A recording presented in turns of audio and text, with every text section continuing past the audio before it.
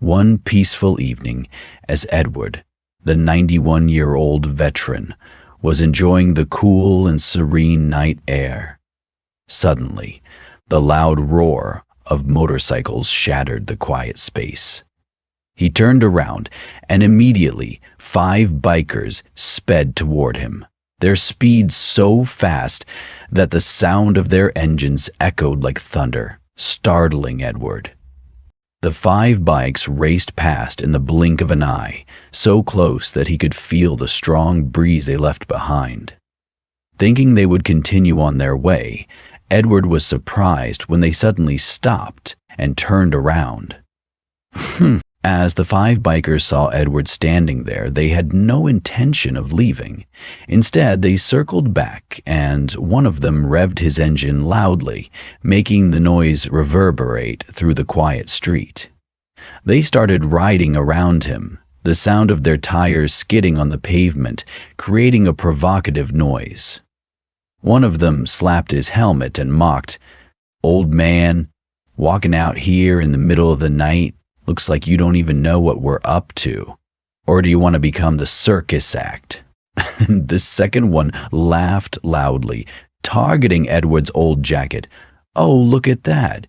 You've probably only ever taken care of this jacket in your life, huh?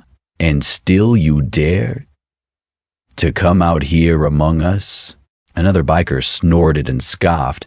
"Are you sure you don't want to go home and sleep? It's so late, and I'm not sure who even let you take a walk around here." The fourth one jumped off his bike, approached Edward, and patted him on the back, as if to tease him. "Look at you. You don't even look like an old man. If I were you, I'd be at home drinking tea, not still standing here." The last one pointed at Edward, giggling and shouting, "Hey, are you waiting for someone? Or are you hoping we'll give you a night you'll never forget?" "Hi," they laughed, surrounding Edward like a gang, not realizing they were playing with fire without knowing the consequences. Each mocking word, each insult, only made the tension in the air grow.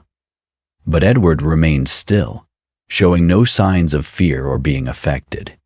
One of the bikers, observing from a distance, seemed unable to tolerate Edward's calmness any longer.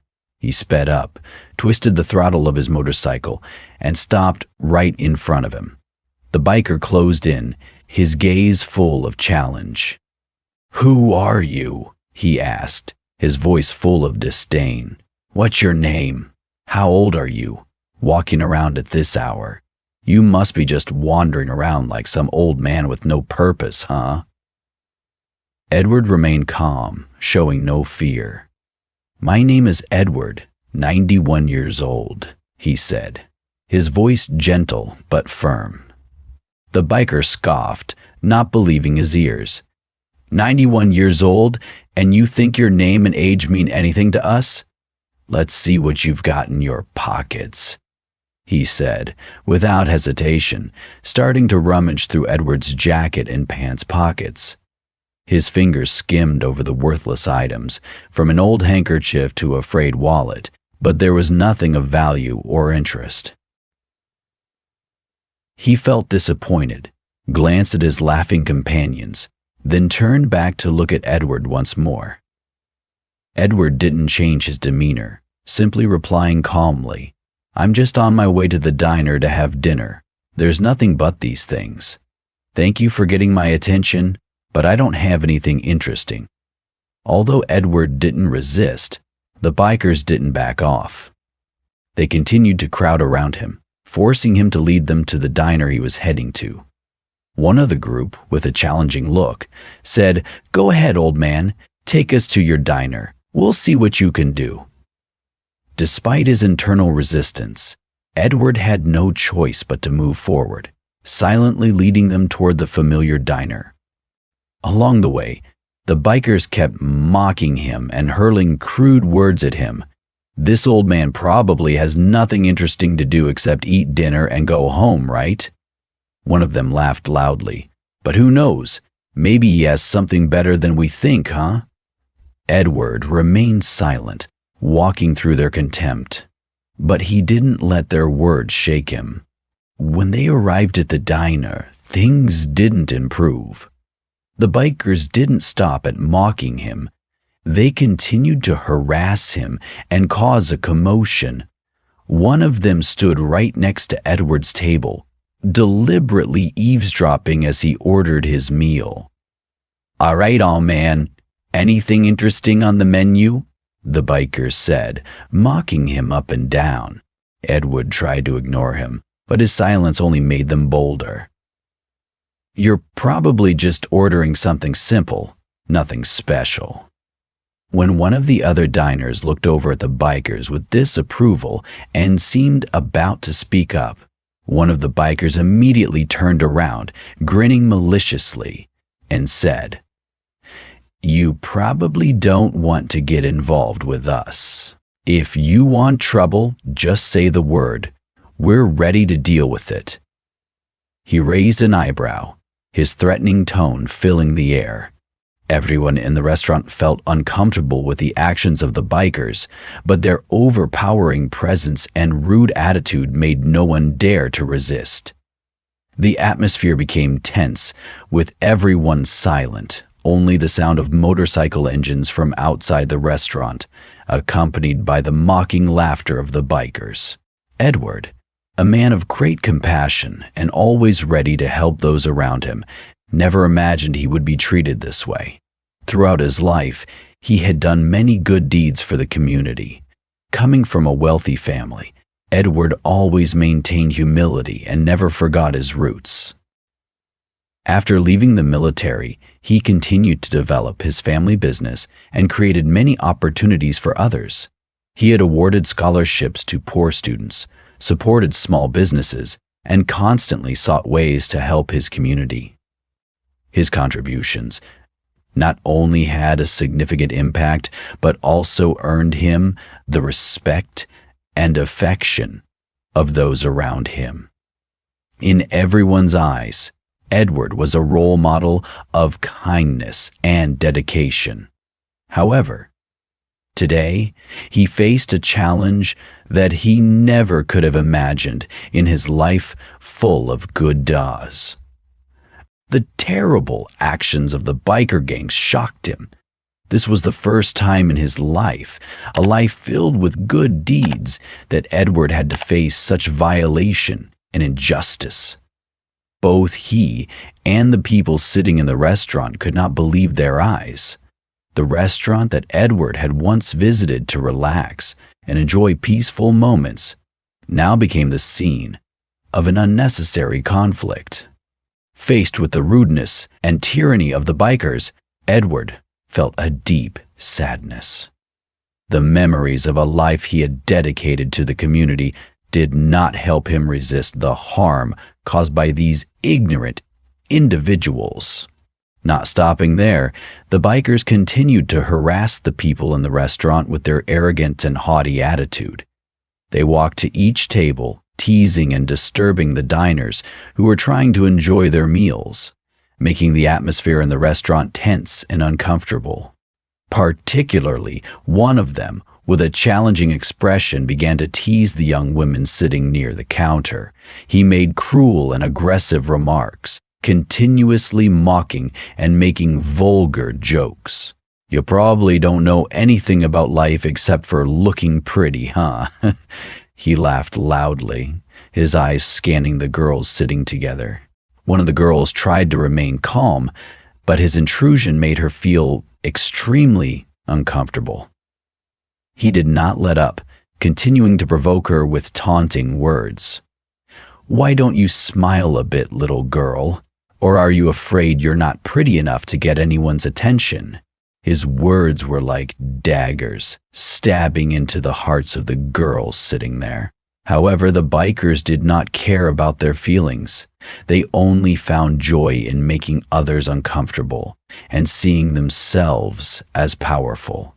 The entire restaurant could feel the heavy atmosphere, but no one dared to speak up. When Edward's food was brought out, it was just a small plate of spaghetti with sauce and a small piece of bread. Despite being exhausted from the bikers' harassment, He tried to remain calm, wanting to simply enjoy a quiet dinner at his usual restaurant.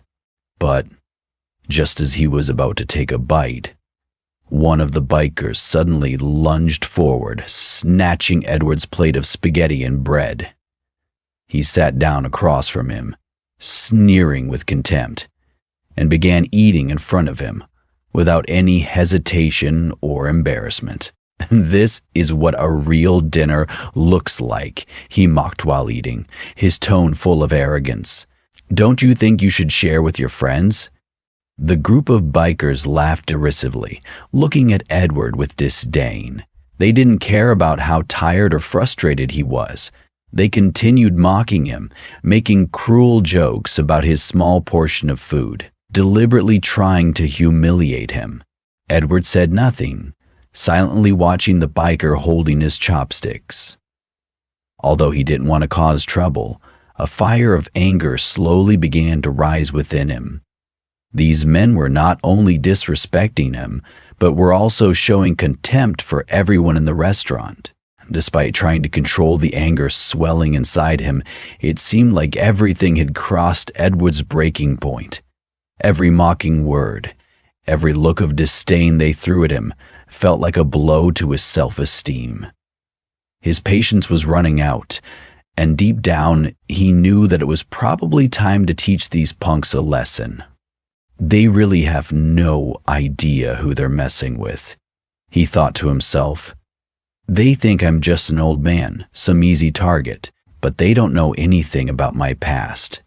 If they did, they wouldn't be acting like this. Edward was a veteran who had faced immense challenges throughout his life. He wasn't someone easily crushed, and being mocked and insulted by a group of uncultured people like this was something he could not accept. He remembered his days in the military, where mutual respect was a fundamental value.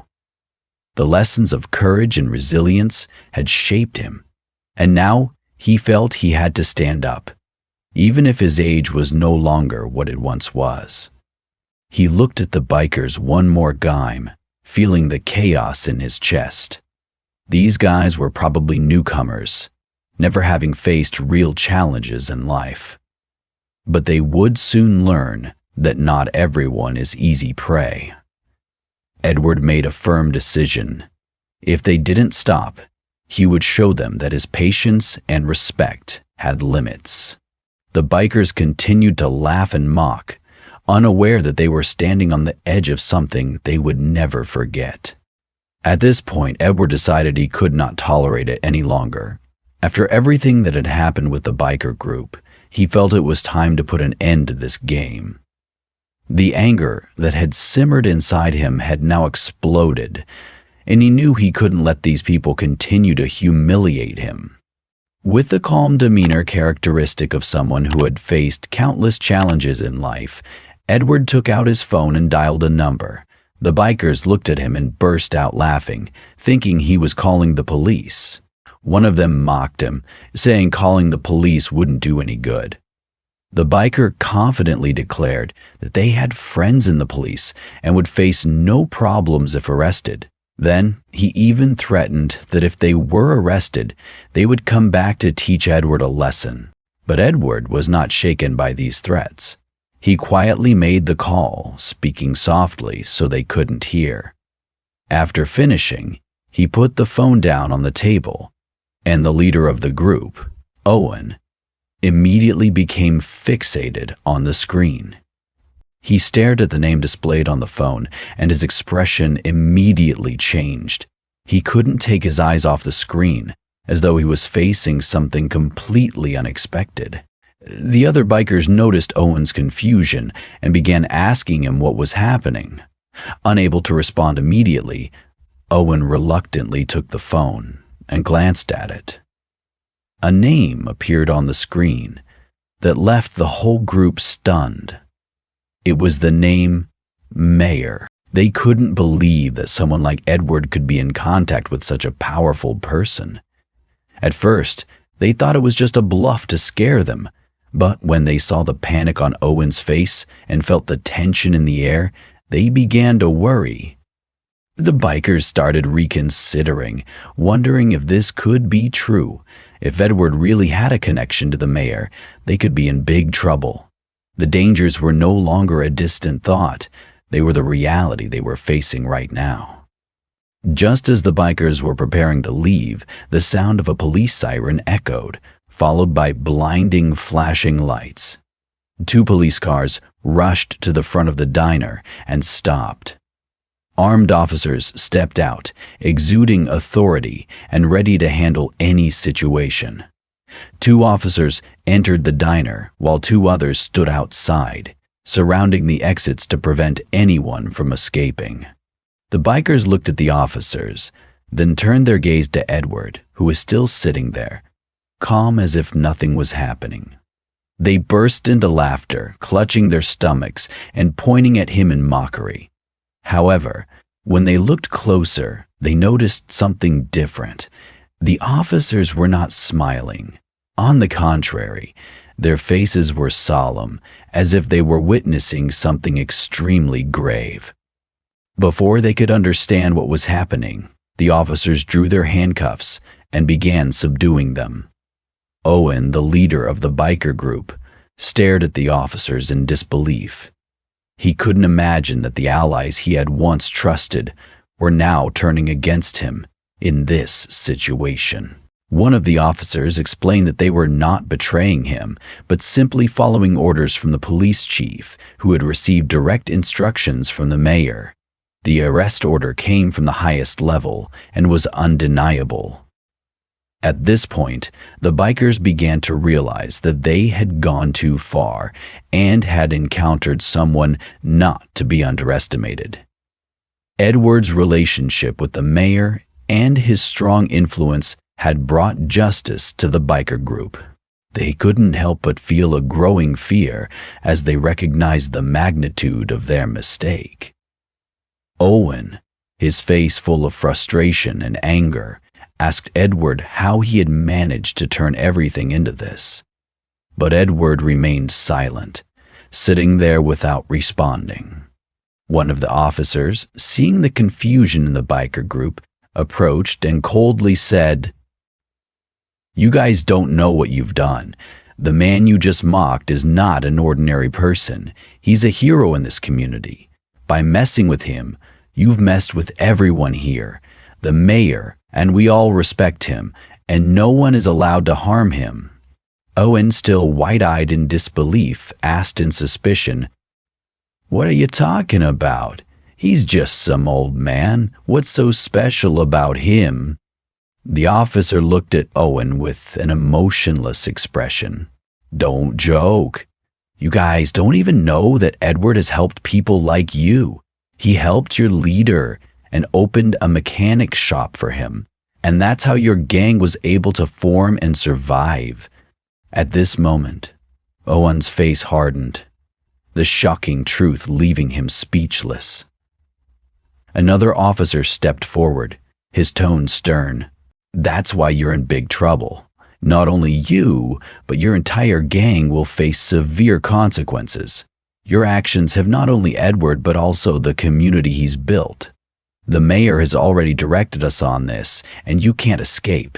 Owen felt his limbs go numb. He turned to look at Edward, whom he had once considered just a frail old man, but who now turned out to be a person of power beyond his imagination. With a confused voice, he asked, "What? So is he really someone like that?" The officer didn't respond, only coldly emphasized, "Don't mess with him anymore, Owen. This time you won't easily escape punishment. This community respects him, and you've just made a huge mistake." With those words, the entire biker group fell silent as they were taken away in the police car. They realized that the consequences of their actions today would not just be a night, but would haunt them for the rest of their lives.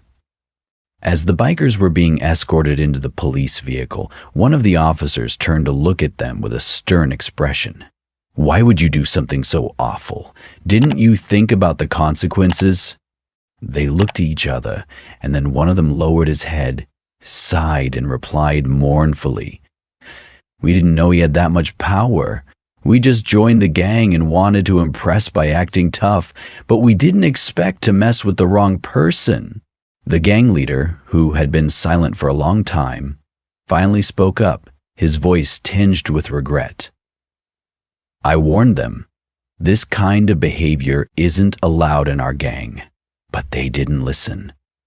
They picked the wrong person to mess with." The officer looked at them with a disappointed expression, but also a bit of understanding, and didn't say anything further. At this point, the bikers could only hang their heads in shame for their ignorance. As the bikers were taken out of the police vehicle, it seemed they were beginning to realize the seriousness of the situation. One of them noticed Edward still sitting there, calm and unfazed. He looked as if he had already known everything that was going to happen. Suddenly, one of the group stood up straight, his eyes wide with terror. He looked into Edward's eyes, then turned to the others, his face draining of color.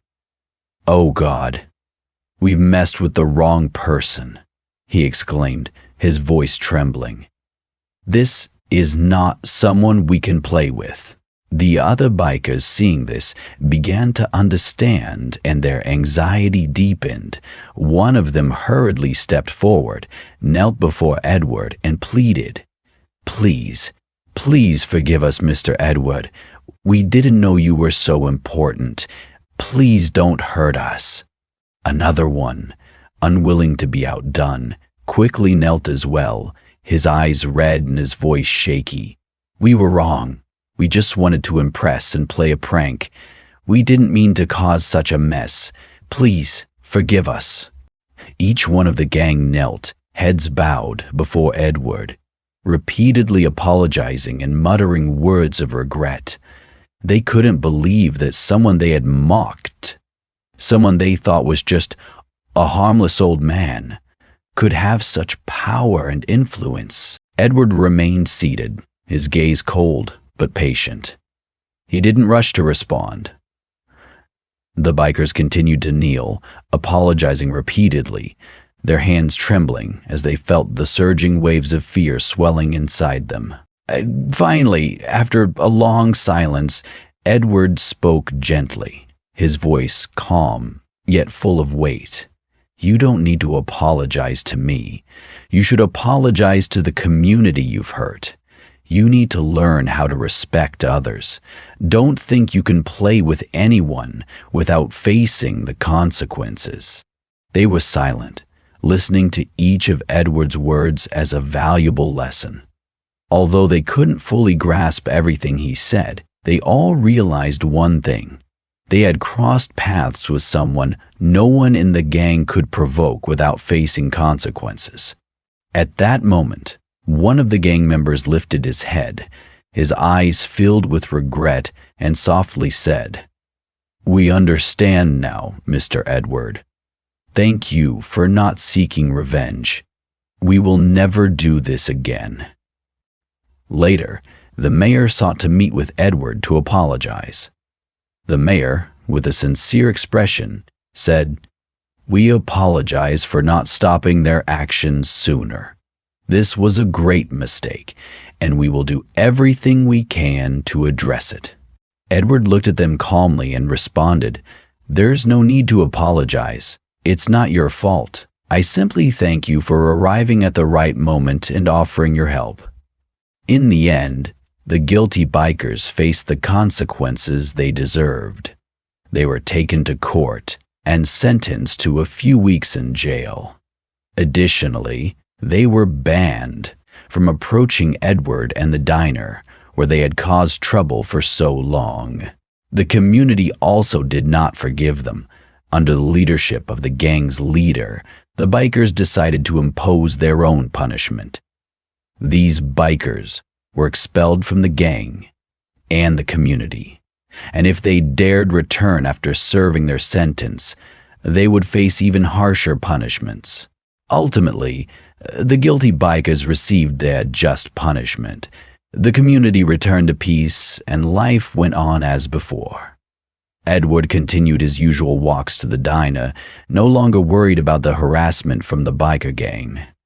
The people in the diner were happy, and Edward was the happiest of all, not only because he had protected his own peace, but also because he had proven that justice and compassion could always triumph, even in the face of the toughest challenges.